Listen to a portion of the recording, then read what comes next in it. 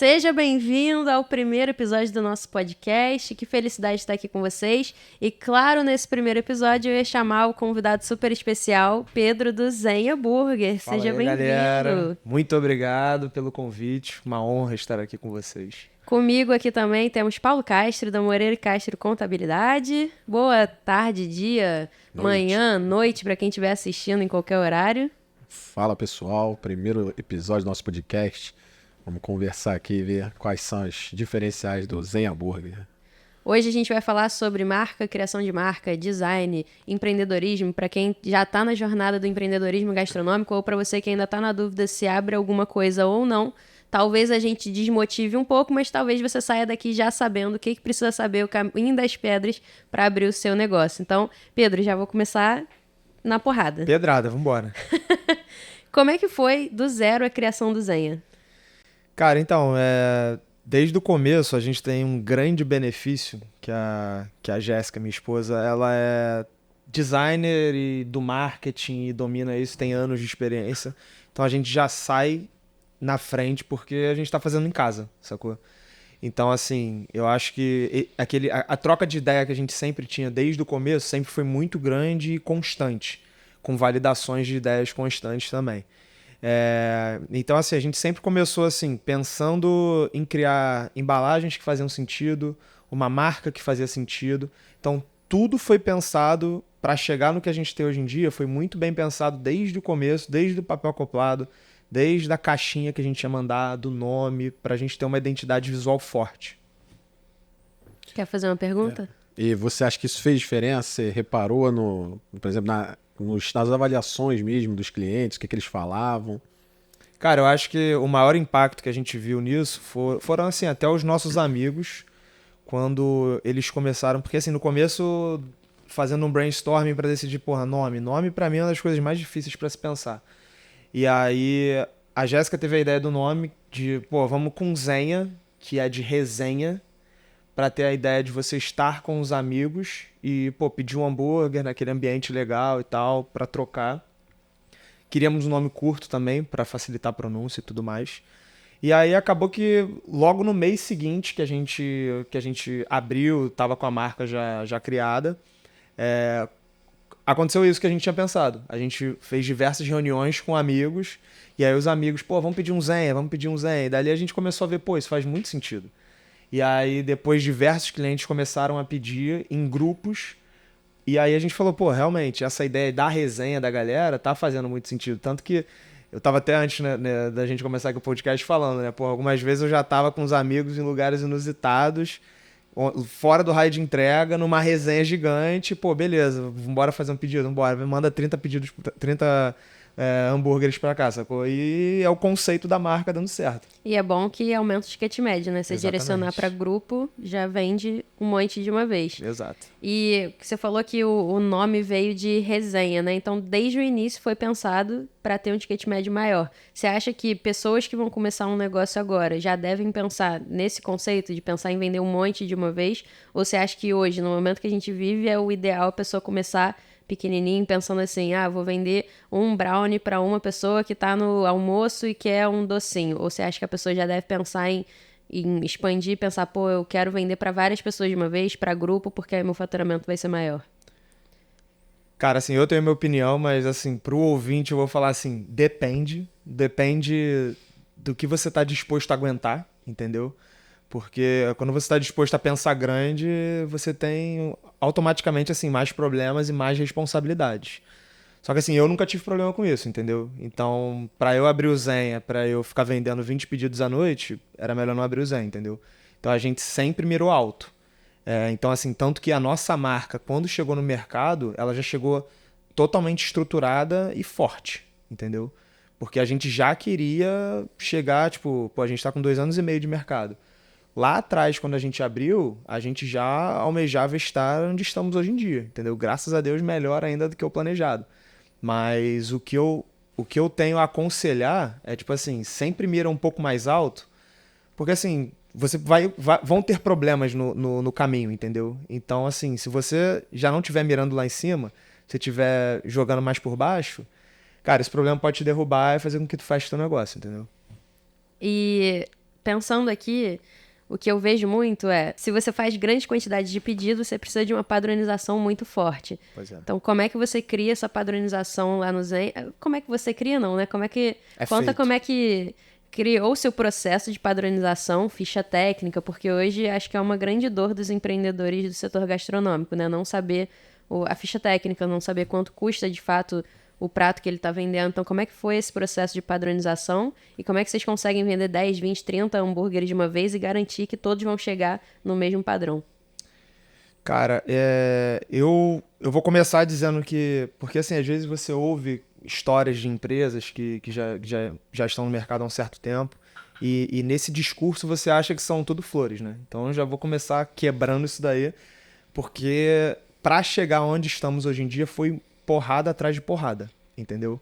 Até a gente conseguir, por causa de uma certa consultoria, até a gente conseguir entender como um negócio deve ser estruturado para que você consiga, e falando nesse ramo de food service, você entender que, por exemplo, ficha técnica é rei, entendeu? Se você não tem uma ficha técnica bem estruturada, isso vai afetar uma série de coisas dentro do processo, entendeu? E foi o que acontecia com a gente. A gente criava promoções às vezes erradas porque a gente não entendia aonde a gente conseguia chegar. Então, para quem tá, sei lá, começando ou já tá estruturado ou já tem anos de mercado, eu acho que assim, nunca é demais você revisar as suas fichas técnicas regularmente, entendeu? Para você saber assim, pô, beleza, como eu estou no momento. Porque, cara, às vezes um insumo teu vai disparar e você não prestou atenção nisso, é o teu insumo que mais vende e pode te quebrar, entendeu? Cara, eu acho que o que a gente mais bate na tecla dentro da empresa é cultura. Então, assim, os nossos funcionários, quando eles entram, são admitidos. A gente tem... Eu, pessoalmente, vou lá, até porque a gente, assim, hoje em dia tem uma loja. Então, eu consigo ter a disponibilidade de ir lá e treinar o cara na maioria das vezes, entendeu? E aí, assim, a gente tem a nossa cultura de treinamento, tem a nossa cultura de padronização, de tentar sempre elevar o produto, porque pra gente... E isso, assim, a gente incomoda os funcionários, sabe? Para que eles também se incomodem e eles entendam que, pô, sei lá, se eu mandar um hambúrguer que o papel acoplado não esteja dobrado direitinho, isso pode gerar uma cadeia de eventos que podem prejudicar a gente no futuro, entendeu? Então, assim, a gente tem reuniões, sei lá, quinzenais lá com toda a equipe, que eu falo para eles assim, cara, vocês já pararam para pensar que às vezes, sei lá, um descuido que um de vocês tenha pode desencadear uma série de problemas pra gente, do tipo, pô, a nossa nota pode cair e com isso a gente vai receber menos pedidos, e aí talvez a gente tenha que diminuir a equipe, não no intuito de passar pra eles assim, ó, isso é, sei lá, medo, entendeu? Dando muita pressão. É Mas, a realidade. É a realidade, entendeu? Eu acho que assim, o papo franco que eu troco sempre com eles é até pra eles que eles consigam crescer profissionalmente. Porque, sei lá, não sei se os caras as pessoas vão estar ali trabalhando comigo pelos próximos 2, 3 anos. Mas você tendo essa cultura, independente da área que você trabalhe, cara, tu vai conseguir expandir isso pra qualquer lugar, sacou? E eu sou o cara dono de restaurante que sou de TI, entendeu? Que não tem nada a ver uma coisa com a outra, mas as coisas que eu aplico na minha empresa de TI, a maioria das coisas eu consigo aplicar dentro do meu restaurante e dão muito certo, entendeu? Boa. Essa parte que você falou da ficha técnica, de revisitar, ela é importante, mas se a gente tem muito cliente dessa área e tem cliente grande, cara, às vezes o cara nunca fez uma ficha técnica.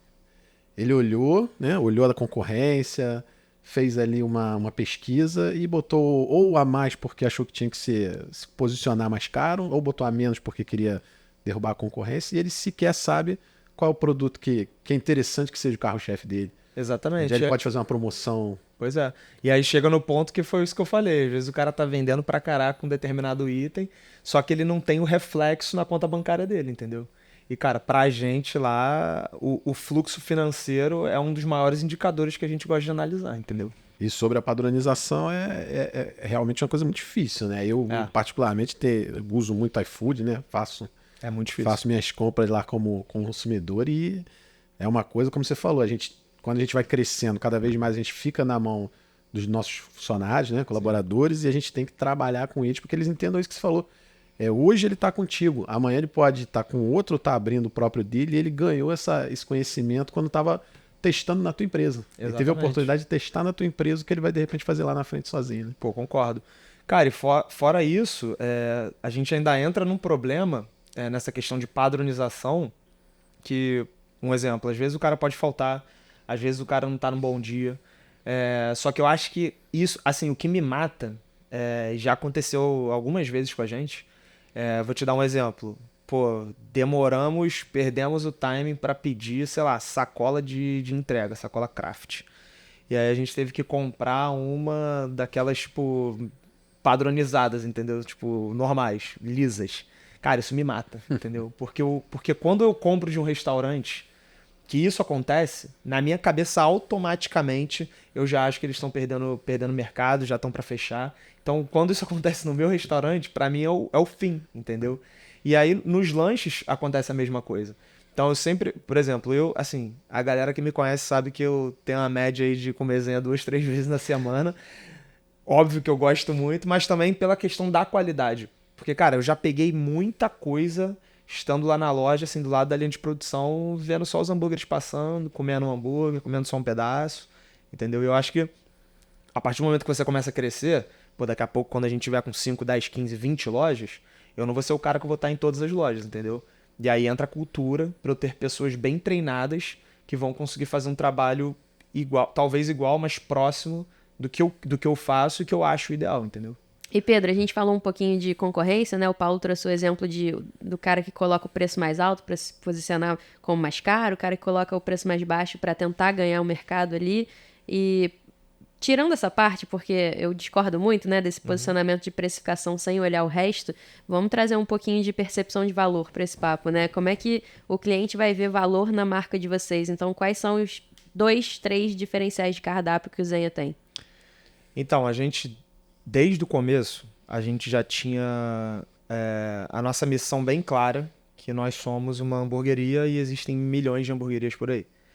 Então, apesar de muitas pessoas me questionarem e falarem, porra, mas hamburgueria, tem tanta hamburgueria aí, eu acho que é uma escolha de nicho de mercado muito boa, porque se você for bom, você consegue se destacar. E você tem um público gigante para atacar. Então, assim, desde o começo, na nossa estratégia de marca, a gente sempre foi pensando assim, pô, beleza, a gente definiu que nós teremos embalagens personalizadas, isso é um ponto legal.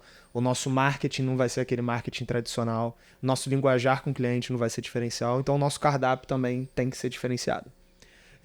E daí, a gente fazendo diversas pesquisas de mercado, a gente foi para São Paulo algumas vezes provar em ótimas hamburguerias de lá. E aí trouxe alguns conceitos que até hoje em dia a gente bate na tecla de tipo assim, pô, é legal você utilizar produtos que já são até bem difundidos no mercado, que são mais fáceis de você produzir, manusear, crescer em escala. Mas, cara, eu também acho muito legal quando você consegue pegar um produto, produzir em casa, no caso no restaurante, e você botar pra venda, entendeu? E isso é o que a gente faz lá com algumas coisas. E aí é óbvio que, assim, com a ideia de expansão, não vai ser sempre que vamos conseguir fazer isso, mas um grande exemplo, assim, o nosso American Cheese. O American Cheese é produzido na casa, entendeu? Não é tanta gente que consegue fazer isso. Ainda mais com a escala de pedidos que a gente tem hoje. Então, assim, no começo era fácil, que a gente produzia lá, sei lá, 5 receitas, porra, durava a semana inteira. Porra, hoje em dia não. Hoje em dia a gente tem que fazer N receitas por dia, entendeu? Então a gente tem a escala, tem o roteiro de produção, tem funcionário específico para fazer isso. É chato? É. Mas, cara, no final das contas, o cliente, quando prova, é uma das primeiras coisas que todo mundo fala. Cara, teu queijo é diferenciado, entendeu? Fora isso, a gente tem a nossa batatinha crisp, que assim, a maioria ama, tem algumas pessoas que não gostam, mas isso é normal. É um processo também cansativo, só que em compensação a gente atinge um problema do mercado que a maioria das hamburguerias tem. É você pedir uma batata e a batata não chegar quentinha e crocante, entendeu? A nossa sempre tá quentinha e crocante. E a melhor coisa, se sobrar no dia seguinte no estrogonofe, fica uma maravilha. Então, isso é o diferencial. Exatamente. Batata Batata chama murcha. atenção. É isso. Pô, um outro exemplo que a gente tem, cara, tu vai abrir aí cardápio de hamburgueria. Cara, todo mundo vende, pô, ice burger, todo mundo vende brownie. A gente pensou, porra, vamos numa direção diferente. O que a gente pode fazer? Porra, vamos criar banoffee. Entendeu? E aí a gente, cara, é tentativa e erro, entendeu? A gente pegou, tipo, como se fosse um teste AB. Vamos botar 2 banoffees no cardápio, vamos ver como elas performam, como elas aguentam, quanto tempo duram. A gente fez a análise, durante, sei lá, 2, 3 meses e retirou uma depois, deixou aqui que tem uma performance melhor, tem uma durabilidade melhor, sem afetar o sabor, obviamente. E, cara, eu acho que esse é um dos caminhos para você se diferenciar no mercado, entendeu? E é bom de Banoff porque aumenta bem o ticket médio, né? Aumenta. Quanto é a Banoff lá? A Banoff tá 15 reais. Então, na o cara loja. ia sair de um... Hoje o ticket médio lá é 70. Tá 72, 73. É, com certeza é um ticket médio maior que Exatamente. a média aí das hamburguerias. Pois é. Agora vamos falar sobre entrega, logística. Como é que Bora. você trabalha com isso? Você tem entrega própria, Eu gosto. iFood. Já até se ajeitou. Vamos falar disso. Aproveitar que tem a Bia aqui. Cara, então, nós utilizamos a entrega parceira do iFood também, mas a gente tem os nossos motoboys próprios, que acaba sendo um calo para muita gente, só que a gente tenta sempre administrar da melhor forma possível, entendeu? E lá, a gente já teve alguns problemas, só que problema dá com todo mundo. Só que, cara, hoje em dia a gente tá com uma equipe boa e eu acho que, assim, o grande diferencial do entregador próprio, que apesar de ser mais uma pessoa para você gerenciar, é que você consegue chegar no cliente e entregar uma mensagem para o cliente. Então, assim, lá na loja a gente faz algumas promoções ou bota ranking de entregador do tipo, pô, durante um mês o entregador que foi mais mencionado em avaliações, ele ganha um brinde, entendeu? O cara que tiver mais entregas, porque a gente consegue ver quantos quilômetros o cara rodou, com quantos pedidos ele teve. Então a gente consegue fazer esse tipo de métrica e bonificar o cara, entendeu? Para ele se manter motivado. Cara, eu vi uma entrevista do presidente da Casa de Bahia, na época que eles vendiam, né? Eram os líderes do mercado, e ele falou, não terceirizo minha entrega. E aí no momento que ele porque ele falou, preciso do controle da qualidade dessa entrega. É isso. E aí quando ele terceirizou, coincidentemente, eles perderam muito ali a liderança do mercado. Né? Também que varejistas assim tendem a trocar, mas quando ele era o único do mercado que não terceirizava, ele tinha uma qualidade muito melhor. Se o cara vai içar, se ele vai subir 12 andares, ele vai entregar. Pois é. Enquanto que é terceirizado, às vezes, ele não consegue, né? Exatamente. É do iFood, você não tem nem controle sobre isso. Né? É o que eu consigo garantir com os meus entregadores. Sem entendeu? chegar naquela história se o iFood sobe ou não sobe. A Não Bia já era tá- uma... Já tô nervosa aqui, gente. Não Esse era uma entregador do pegadinha. iFood não sobe, hein? Pelo amor de Deus. Não é pra subir. Mas é um grande benefício da logística própria que você consegue mexer no tempo de entrega, né? Exato. Isso é um ótimo benefício para quem tá pensando em vender mais. Como é que eu vendo mais? Minha foto já é boa, minhas promoções já estão boas. Como é que eu faço para vender mais? Logística própria. E Você galera, consegue mexer no tempo. E uma coisa que algumas pessoas me perguntam, como é que funciona essa questão da dinamicidade do tempo? Cara, a gente mexe no tempo o tempo inteiro, entendeu? Do tipo, pô, vou te dar um exemplo, sei lá, raio de 1 km eu botei 10 minutos.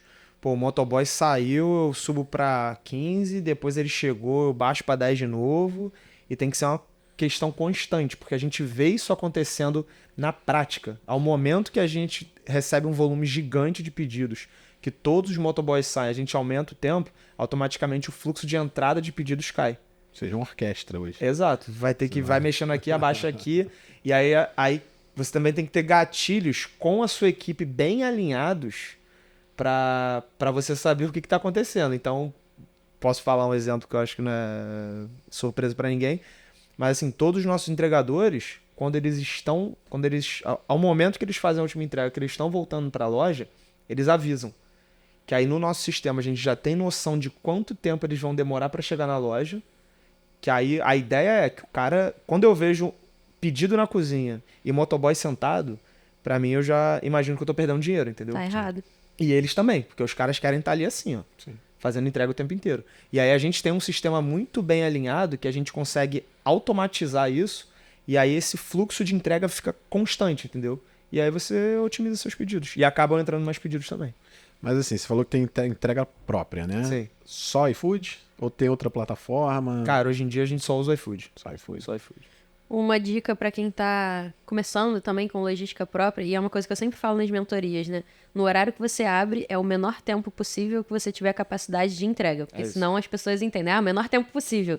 Então, 10 minutos. Aí vai lá e coloca 10 minutos e atrasa perde ranqueamento, porque as pessoas vão reclamar, não chega no super restaurante. Então é sempre o menor tempo de entrega possível que você tiver capacidade de entregar. Então você abre 6 horas, se cair um pedido 6 e 1, você consegue entregar em 10 minutos? Pois é. Então coloca 10 minutos, mas se não der, nem coloca. A gente vê isso na prática. Quando o iFood botou a disponibilidade dos 10 minutos, a gente falou, porra, 10 minutos, óbvio. Botou 10 minutos, cara. E os nossos... É assim, como o maior fluxo de hambúrgueres que saem lá são os smashes, apesar da gente ter hambúrguer de 160 também, pô, o nosso smash a gente põe no timer. Se sair um smash sem nenhum pedido na fila, ele fica pronto em menos de um minuto. Então, saiu... Eu lembro que saiu, tipo, era, sei lá, 1 quilômetro de distância, era muito próximo. E aí, sai, embala, não sei o que. Quando o motoboy tava saindo, a cliente já tava, meu pedido tá atrasado. Eu falei, caraca, o buraco é mais embaixo, hein? Acho que 10 minutos não dá, não. E aproveitando para falar de super restaurante, né? Que a gente tá falando de tempo de entrega. O Zenha hoje é super restaurante. O Zenha sempre foi super restaurante. Se não fosse super restaurante, pegava mal para mim também. Exato. Como é que vocês fazem esse processo de avaliação das métricas do super restaurante? Para quem não sabe, é abertura de chamado, cancelamento e nota. Cara, então, eu sou o doido dos dados, né? Então, assim, eu tenho um hábito desde que o Zenha abriu de sempre tentar extrair. E eu funciono assim, eu funciono melhor assim. Eu sempre tento extrair a maior quantidade de dados possíveis, tanto do iFood quanto do sistema que a gente usa. Coloco em planilhas e eu olho o número, entendeu? E aí, a partir desses números, eu, sei lá, geralmente, para esse fluxo de super restaurante, eu traço gráficos que eu visualizo melhor dessa forma. E aí a gente vai começando a entender como é que tá a nossa evolução. Cara, é nítido que às vezes, sei lá, ou a equipe tá desmotivada, ou entrou um fluxo de pedidos maior do que a gente estava esperando e não estávamos preparados. Que às vezes, assim, a minha equipe é dinâmica. Então, a quantidade, tanto entregadores quanto o pessoal que opera a loja, dentro da loja, né? Então, assim, eu tenho mais funcionários no final de semana. E aí, cara, acontece às vezes de uma quarta-feira, que é o nosso dia mais fraco, vir uma enxurrada de pedidos e aí, como é que tu segura? Entendeu? Não tem como eu adicionar um funcionário. Só que aí você precisa traçar estratégias para você tentar saber como isso vai funcionar. E aí, respondendo a tua pergunta, cara, a gente começa a analisar isso, entendeu? E aí tentar encontrar motivos pro que, assim, por que aconteceu isso? Para tentar antecipar o problema e tomar uma decisão mais assertiva, entendeu? Então, o que você daria de dica para quem tá iniciando no iFood e tá fissurado no super restaurante? Porque, para quem não sabe, ser super restaurante é um benefício, né? Você tem mais visualização, porque tem lista própria, você consegue ter filtro de super restaurante e... notícia bombástica, é um spoiler. Vai ter atendimento, não sei se já tá rodando para algumas pessoas da base, mas vai ter atendimento prioritário, suporte prioritário para quem é super restaurante. Isso é bom demais. Então, que dicas que você daria para quem quer ser super restaurante? Cara, eu vou ser rápido, tá? Eu acho que você precisa acompanhar de perto e agir rápido. É isso. Boa. E quando a gente começou, né, a consultoria, eu fui fazer o mapeamento financeiro de vocês e eu falei, cara, vou te botar para conversar com uma pessoa, que no caso foi o Paulo. Eu lembro desse fatídico Eu não dia. sei se você chegou a assistir alguma palestra que ele tava ou se vocês conversaram direto, né? Como é que foi esse início de relação? De relacionamento com o Paulo? Então, justamente, eu estava em busca de um novo contador, até porque o nosso volume tinha subido bastante, então... E assim, lá a gente gosta de entender as coisas, sabe? A gente fica um pouco incomodado se a informação é só jogada pra gente. E aí calhou que assim, a gente estava em busca, e aí por causa do contato da Bia, ela indicou nosso grande contador de hoje em dia, o Paulo. E aí já me ganhou porque, cara, acho que era, sei lá, 9h30, 10 horas da noite, eu mandei uma mensagem no WhatsApp pra ele, no intuito dele responder no dia seguinte, o cara já, bum, de bate pronto, já me respondeu. Então, assim, ali eu já falei, pô, o cara tá interessado no negócio, né? E aí, cara, eu acho que assim, quando a gente começou o relacionamento, e foi a mesma coisa com você, quando a gente tava na consultoria. Cara, eu senti que a informação era passada, sabe? As dúvidas que eu tinha não eram apenas, sei lá, faz A, B e C. Era tipo assim, você vai ter que fazer isso por causa disso, disso e daquilo. Porque senão você pode ter esse problema A, B e C. E por aí. E aí eu acho que, cara, todo mundo se beneficia, entendeu? Porque, assim, tanto pro Paulo quanto pra você, Bia, na consultoria, eu não. Que eu sempre te falei isso, porra, eu detesto quando, sei lá, eu tenho um consultor que eu sinto que o cara quer me amarrar pro resto da vida, entendeu? E aí é a mesma coisa com o Paulo. Cara, eu não quero que o Paulo, eu como cliente do Paulo, me botando na pele do Paulo, que ele fique, porra, resolvendo sempre os mesmos problemas que eu tenho, entendeu? Ah, sei lá, problema. Fique, sei lá, vendo a minha folha de pagamento o tempo inteiro. Sei lá, eu quero que ele me ajude a superar desafios, entendeu? E aí, por isso que eu acho que, assim, no primeiro papo que a gente teve, ele já puxou pra esse lado. Eu falei, cara, eu acho que essa é a escolha que a gente precisa. Não querendo te decepcionar, mas não é só com você. Poxa, que droga, cara. Não é um privilégio. Não, eu até falo o seguinte, pô, se eu respondo parente chato de noite, por que eu não vou responder um cliente que me paga? É isso. Dá uma olhadinha no meu imposto de renda. Não, Pô, tu faz isso? Não, me paga. Eu já falei pro Paulo, falei, ó, meu imposto de renda é contigo, hein? Preste atenção. Estamos aqui para isso, a gente resolve. Então, assim, realmente a gente atende, é óbvio que como a gente tem muito know-how nessa área, muito cliente nessa área, a tua pergunta eu já respondi às vezes na mesma semana. Faz sentido. No dia anterior. Então, assim, não me custa 2 minutos ali mandar um áudio, mandar uma mensagem. E tô aqui para isso mesmo. E é como você falou, assim, quando eu passo conhecimento para o meu cliente, aquele problema ele já não me traz mais. Ele vai pro próximo. E aí, quanto mais ele souber, mais ele lucra, abre a segunda loja, terceira, quarta, e tô aqui eu para recebê-lo de braços abertos. Franquia. E aí eu tenho cliente que eu sou o cara da franquia, eu tô ali para abrir as empresas e ser o contador dos caras. Então, assim, é só ciclo da vitória quando isso acontece, né? Eu acho que eu vou puxar porque a gente estava falando anteriormente em relação à cultura. Porque eu acho que é muito interessante observar. Eu, como cliente do Paulo, fiquei falando bastante sobre como eu acho cultura algo muito importante. Obviamente que o Paulo tem outros problemas dentro da empresa dele, maiores, que ele deve ter esse trabalho. Mas o que eu fico mais apaixonado por ser cliente dele é que a galera que trabalha com ele me atende de uma forma muito similar à forma como ele me atende. Então, eu acho que assim, ele consegue passar a cultura pra frente de uma forma muito bizarra, entendeu?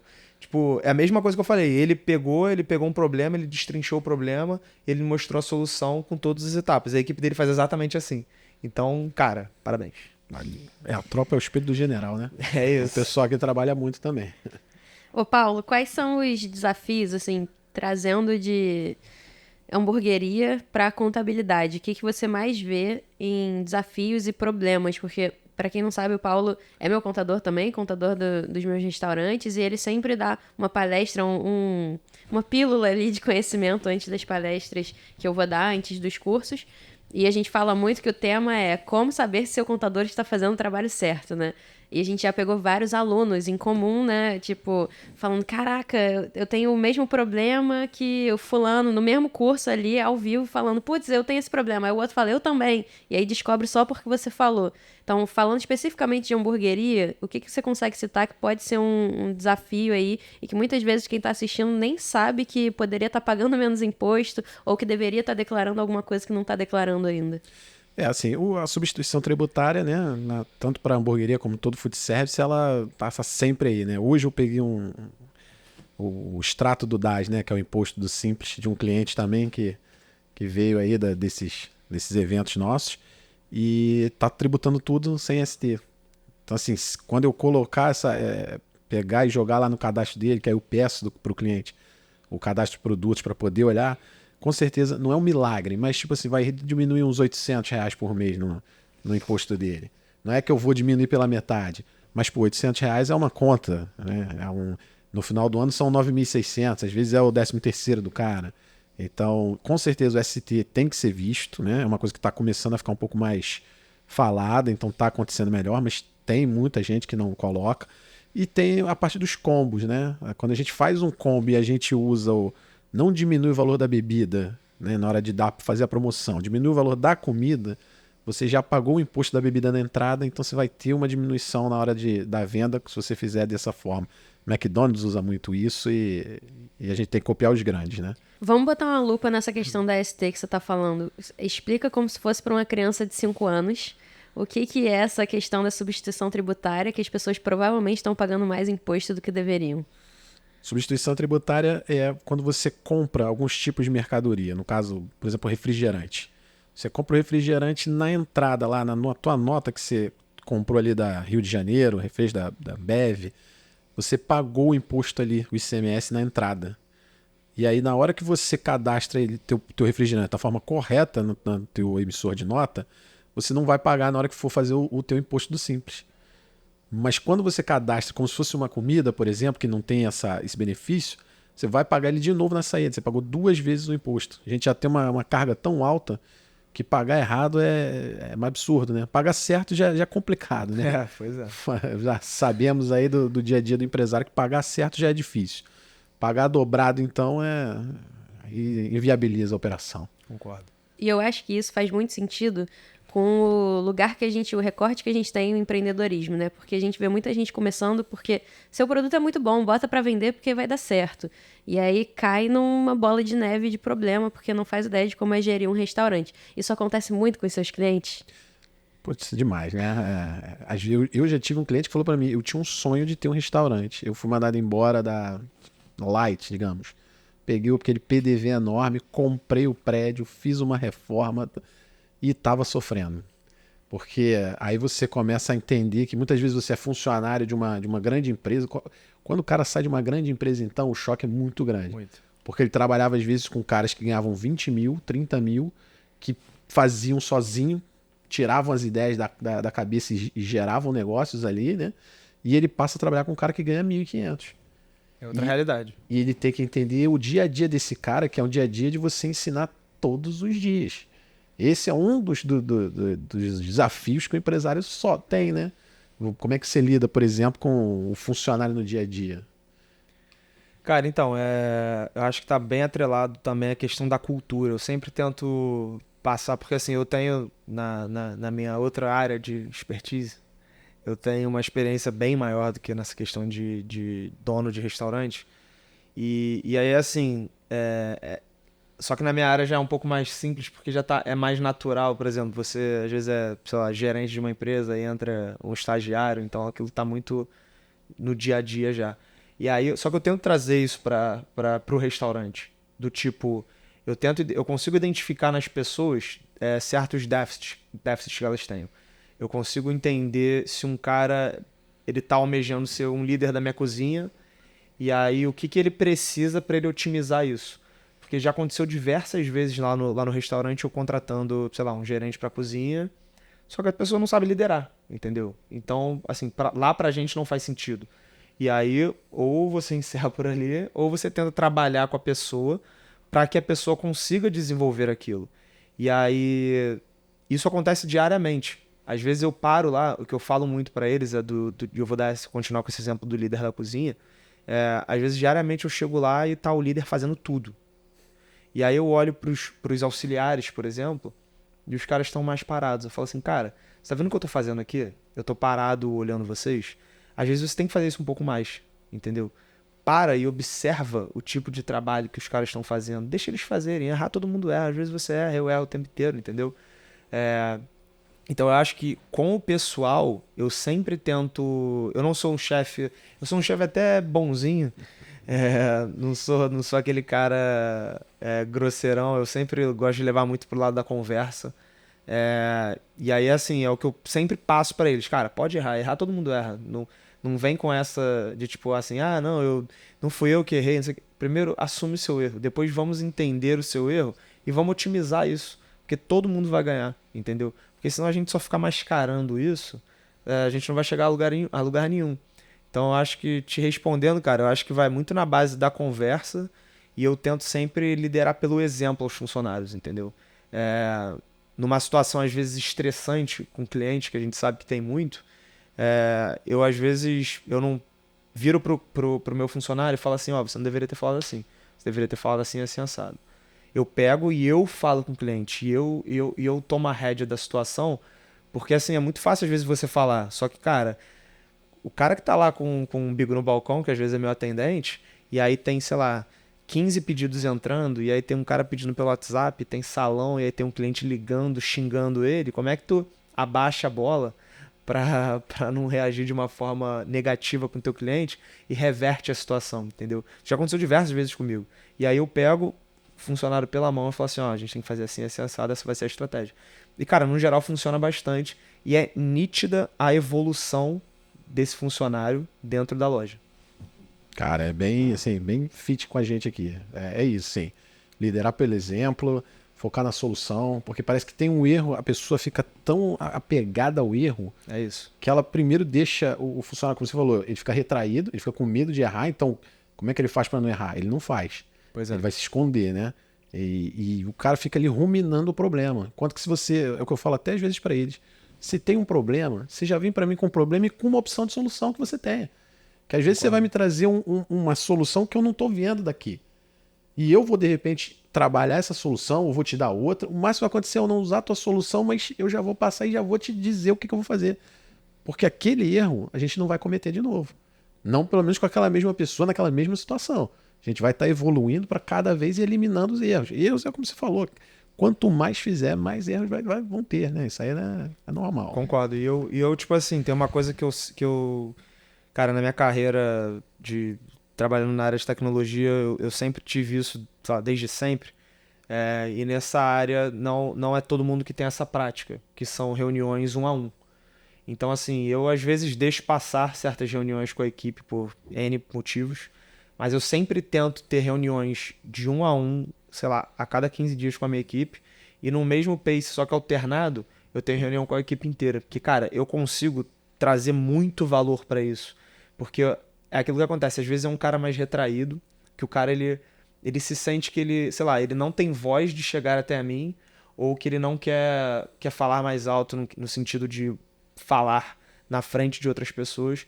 Então, nessas reuniões, eu viro pro cara e falo assim, cara, beleza. E eu já começo assim, eu tento tirar o foco dele, entendeu? Falo assim, cara, eu queria que você pensasse aí, o que você acha que eu poderia melhorar no meu trabalho como gestor que tornaria o seu trabalho mais fácil? E isso sempre o cara, ele se sente empoderado para falar, sacou? E isso tem me ajudado desde o momento que a gente decidiu aplicar essas estratégias de reuniões com a equipe, de controle de pessoas lá dentro do Zé. E vou aproveitar para complementar o que você falou, que são algumas estratégias que a gente usa lá no restaurante. Lá, como a gente tem uma equipe um pouco maior, somos 28, que alguns giram, né? A gente faz reunião semanal com todo mundo, assim, encontra os turnos, né, naquele horáriozinho intermediário de 3h30, 4 horas, e fala o que foi bom na semana anterior, o que foi ruim e como é que a gente pode melhorar. Então a gente fica lá discutindo, aí tem aquele barraco de cozinha versus salão, natural, normal. E aí a gente discute, e aí eu sempre passo para eles, semana que vem vai ter isso, isso e isso. Divulguem para quem estiver na casa, né? Divulguem para os clientes. Então eles já entram alinhados. Aí eu falo, gente, o direcionamento de cardápio dessa semana é, sei lá, o mate da casa, que o mate da casa tem a margem muito boa. Então essa semana eu quero que vocês deem um jeito de fazer com que a gente venda mais mate do que coca, que tem a margem horrorosa, todo mundo sabe. Sim. Então a gente faz esse direcionamento, a gente faz 1 a 1 uma vez por mês, porque também fica inviável se fosse fazer direto. E a gente falou muito sobre a questão do erro, né? De tipo assim, todo mundo erra, beleza. Aí às vezes a gente manda assim no grupo, né, do time. Alguém, sei lá, um exemplo, tipo assim, alguém esqueceu a luz do estoque acesa. Aí começa, não fui eu, saí mais cedo, não fui. Aí eu falei, gente, não importa quem foi. O que importa é que isso não pode acontecer. E aí você dá Porque pra mim, assim, sinceramente, quem foi, quem não foi, isso vai, de alguma forma, se for um erro recorrente de uma pessoa específica, isso vai chegar pra mim, porque o que mais tem dentro de restaurante é fofoca. Então vai chegar, eu vou saber quem foi em algum momento. Só que pra mim, se for uma coisa, aconteceu, eu nem ligo de não saber quem foi. O que importa é, isso não pode acontecer de novo. E aí isso fica a dica aí pra quem estiver gerindo aqui, porque eu acho, inclusive, que talvez seja o principal problema de restaurante hoje. Gerir equipe e fazer contratação de gente... Paulo já teve um treco ali. Problema de qualquer empresa, né? Mão de obra, assim, selecionar. E olha que assim, já trabalhei com... Eu contrato, eu recruto, outras empresas, algumas empresas diferentes. No Rio, em Brasília, cara, recrutamento, seleção é muito complicado. É uma coisa que a gente gasta, investe, aí às vezes a gente investe no funcionário e não dá retorno, a gente tem que trocar. Acho que quem consegue lidar muito bem com isso, quem consegue tanto recrutar bem, porque o começo de tudo é o recrutamento. Não adianta você contratar uma pessoa que não tem fit nenhum cultural com a tua empresa, com você, que às vezes não é que você acerta ela errada ou ela acerta você errado, não tem um fit cultural, cara. Não vai bater aqui o dia a dia. Quanto mais pessoas tem, então, lá dentro com a mesma pegada, mais vai dar um choque. A pessoa vai querer sair, ela não vai se sentir bem naquele local. Só que você investiu. Você investiu, trouxe, treinou, contratou, buscou, tá ali junto com a pessoa e tem que trocar. Isso é uma parte assim, que qualquer empresa, eu aqui na contabilidade, vocês no ramo de food service, todo mundo tem essa dificuldade aí. E tem aquela questão do resgate também, né, cara? Porque, assim, eu tenho sentido bastante isso nos últimos, sei lá, 3 meses. Porque, assim, antes o Zenha basicamente operava no turno da noite. Só que a gente identificou uma oportunidade para também operar no turno da manhã, para ter mais horas de uso, né? Da nossa locação e tal. Daí eu precisei aumentar a equipe. E aí, com isso, cara, novos funcionários, eu comecei a ter que fazer tipo, diversas entrevistas e diversas contratações. E aí eu tenho um outro problema que vai além da guerra de salão-cozinha, que é a guerra entre turnos. Do tipo, o turno da manhã quando chega e o turno da noite deixa tudo bagunçado e tu tem que gerenciar aquilo. E aí, assim, a facilidade de até encontrar pessoas vem bastante currículo, né? Só que, cara, encontrar pessoa boa é difícil. Encontrar a pessoa que vá na entrevista já é difícil, né? Cara, às vezes eu Ela recebo manda o umas currículo, pessoas... mas não vai. Não, e aí às vezes eu troco uma ideia que eu gosto sempre de bater um papo no telefone, que eu acho que, sei lá, uma ligação de 5 minutos eu já consigo sentir qual é da pessoa. E aí a pessoa, eu sinto a energia da pessoa. A pessoa tá afim de trabalhar, tá afim de ir. Aí não, eu vou, que não sei o que, não sei o que lá. No dia seguinte a pessoa não aparece. Eu falo, cara, o que tá acontecendo? A parte ruim, mas tem a parte boa. A gente tem excelentes profissionais aqui que dão orgulho da gente ter selecionado essa galera Porra, nem fala. E ter investido neles. Como é que vocês bonificam quem é muito bom? Tanto em restaurante, o que você vê dos seus clientes, donos de restaurante. Porque eu parto do princípio que eu não gosto de penalizar quando faz alguma coisa errada, mas eu prefiro bonificar quando faz alguma coisa certa. Então, se a gente está tendo desperdício demais, eu não penalizo o desperdício muito alto, mas eu bonifico quando a gente começa a reduzir o desperdício. Eu entendo que essa lógica é um pouco melhor para gerir a equipe. Hoje você vê algum perfil de restaurante fazendo isso também? Hoje você faz alguma coisa desse tipo no teu escritório de contabilidade? Como é que você vê essa parte de bonificação? Dos clientes, o que eu vejo mais, na verdade, é quando não falta. Se não faltar durante o mês, ou né, só realmente com um atestado, alguma coisa assim, né, que tenha sentido, eles ganham lá um bônus, né, um valor mensal. Mas não vejo muito em algumas metas, criando metas assim, não é muito normal, pelo menos no mercado que eu vejo aqui dos meus clientes. Mas sabe o que me pega?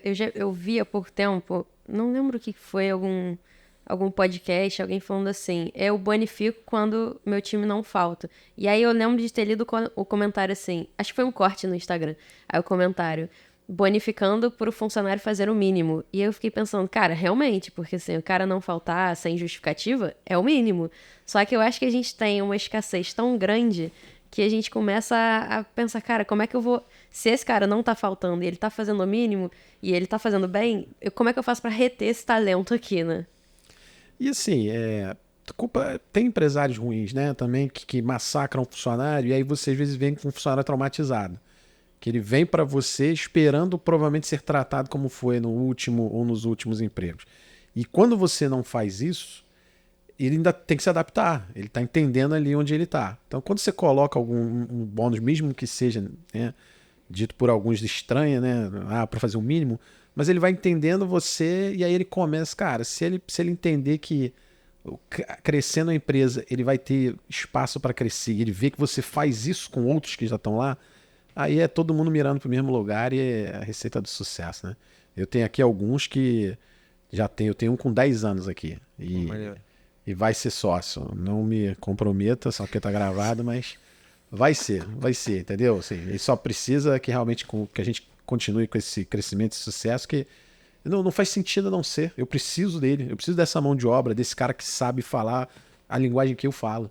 Você fala às vezes com eu escuto ele falando, às vezes é a minha linguagem, cara.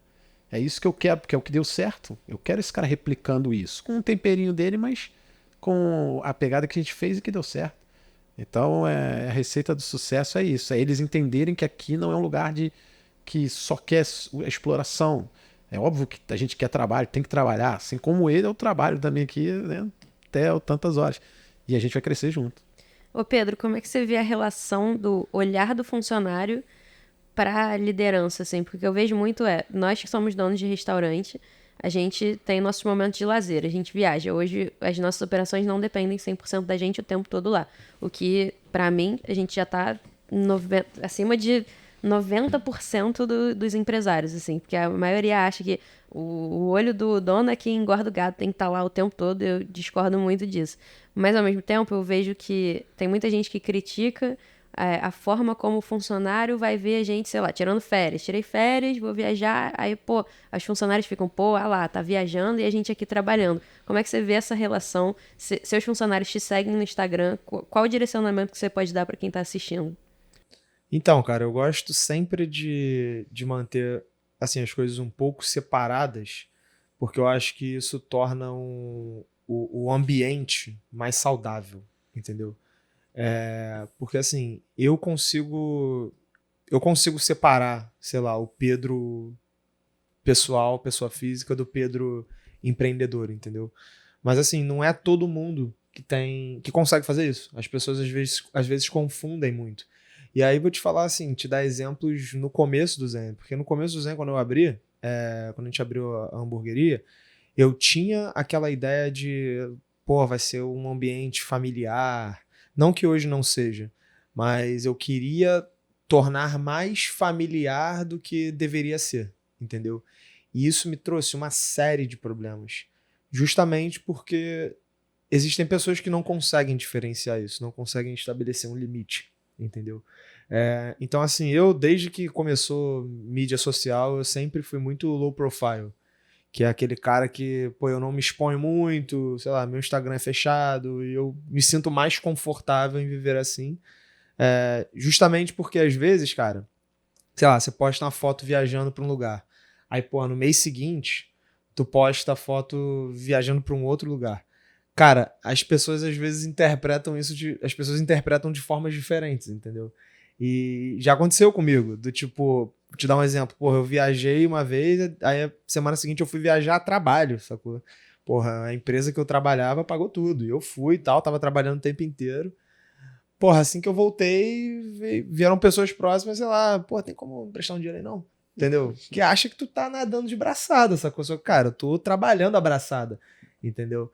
E eu acho que, assim, isso dentro do restaurante, eu tento blindar de uma forma que para evitar atrito, porque é a mesma coisa em relação à presença na loja.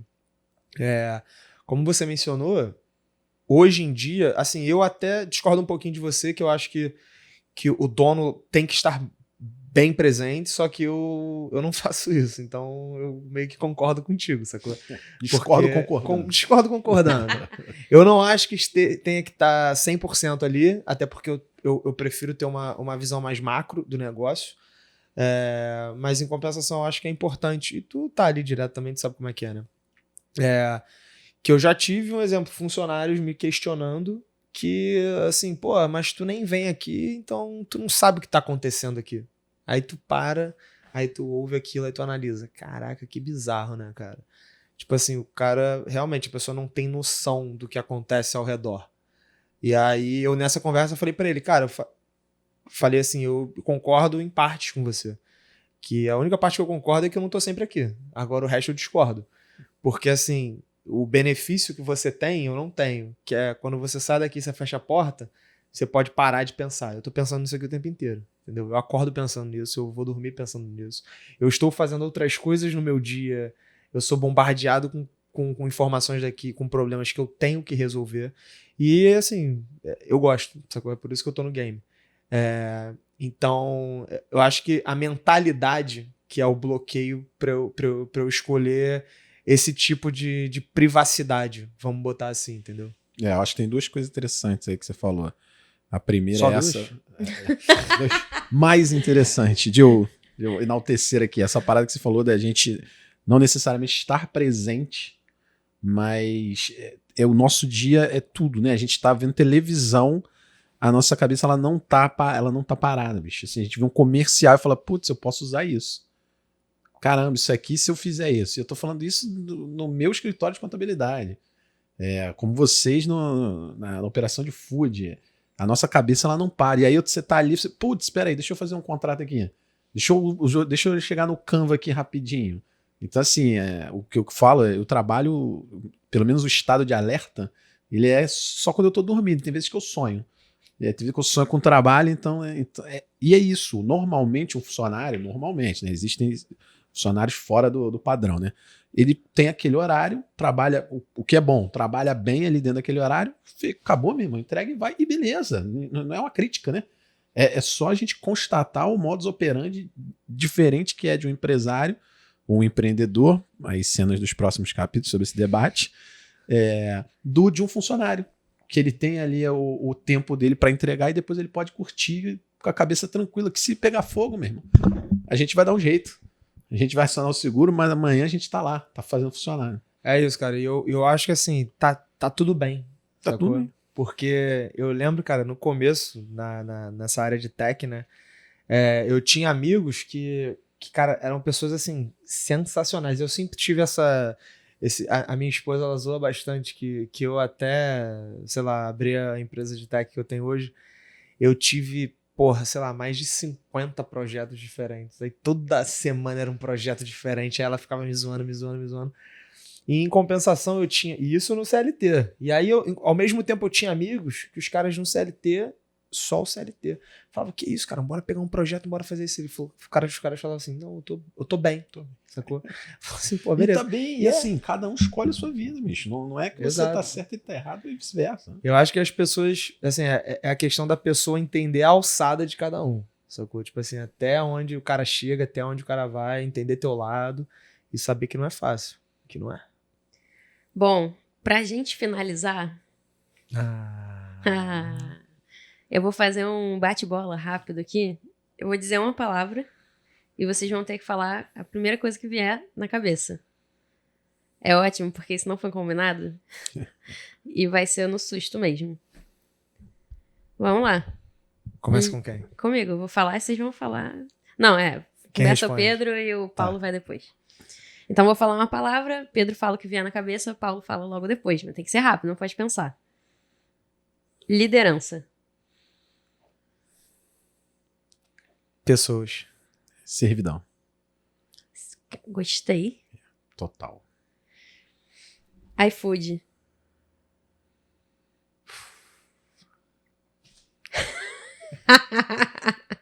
Conexão. Um bom sócio. Um bom sócio. Porque esse é outro tópico bom, hein? Isso vai ficar pro próximo Eu fui episódio. mais sutil, aí foi. Conecta. Eu falei que você conecta. Vamos lá. Empreendedorismo. Desafio. Vida. Lifestyle. Impostos. Necessidade. Extremamente mal feitos. Hambúrguer. Zenha. Muito bom, principalmente o do Zenha. Aí sim, pessoal. Quem ficou assistindo até agora, muito obrigada. Deixa aqui nos comentários qual foi o insight mais legal que você tirou desse bate-papo. Queria agradecer o Pedro, que foi nosso convidado. Paulo, pelo espaço e pela parceria de sempre nessa sociedade. Não esquece de deixar o seu joinha aqui embaixo, se inscreve no canal para receber notificação cada vez que a gente colocar um vídeo novo. E deixa um recado aí de otimismo para os próximos meses nesse Brasil que empreende a todo custo e todo esforço possível. Boa noite aí pra todos. Não sei se é noite, né? Pode ser dia, pode Boa ser dia. a hora que a Pode pessoa ser estiver madrugada. assistindo. Eu sou um otimista, né? Acho que o empresário brasileiro tem que ser otimista, senão você não sai de casa. E isso tá entranhado, esse otimismo, não é forçado. Acho que a gente tem muito a crescer, e independente do que venha por aí, né? A gente é um mercado que o mercado brasileiro ele também é amador, então a gente também tem algumas facilidades que a gente não teria nos mercados mais consolidados, né? E acho que esse ano aí não vai ser diferente. Muitos desafios, mas muitas oportunidades, até porque a gente vive de vencer desafios, né? Quanto mais desafios a gente vencer, melhor forma que a gente fizer isso, mais a gente cresce. Então, acredito que é um ano muito bom, como os outros todos foram, só depende da gente. E agradecer aí pelo primeiro episódio, a gente participou aí, e ao Pedro por ter aceitado, valeu mesmo. Valeu, irmão. Pedro, deixe seu recado para quem, digamos, quer construir uma hamburgueria do zero. Qual é o seu maior recado? Meu maior recado, e o primeiro, sigam @zenha.burger no Instagram, que lá vocês vão ver um marketing de qualidade, produtos de qualidade e chamadas para irem provar esse produto. E coisas assim, coisas diferenciadas que a gente faz na loja.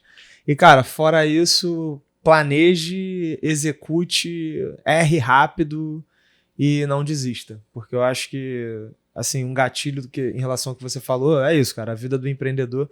E eu tô nessa aí, acho que desde um pouco menos que você, desde 2017. E é isso, não tem dia fácil, não tem... Você tenta planejar, mas às vezes as coisas fogem do controle. E eu acho que o principal é a sua capacidade de voltar ao controle e tá sempre ali, entendeu? Porque, assim, eu não acordo motivado todo dia. Tem dia que eu acordo, eu quero dormir até 10 da manhã e depois ir pra praia. Só que não dá, porque tem muita coisa pra fazer. Então, é isso. E quem quiser ser franqueado do Zenha Burger? Aguarde que os trabalhos já estão em prática. E eu espero que esse ano, com a ajuda desses dois aqui, a gente tá conseguindo moldar algo muito interessante. E no final desse ano eu espero que a gente traga boas notícias para todos vocês. E o mais importante é que vai ser algo sustentável, algo pensado, nada do dia para noite, porque o que a gente sempre fala no off, né? Tipo, eu não quero...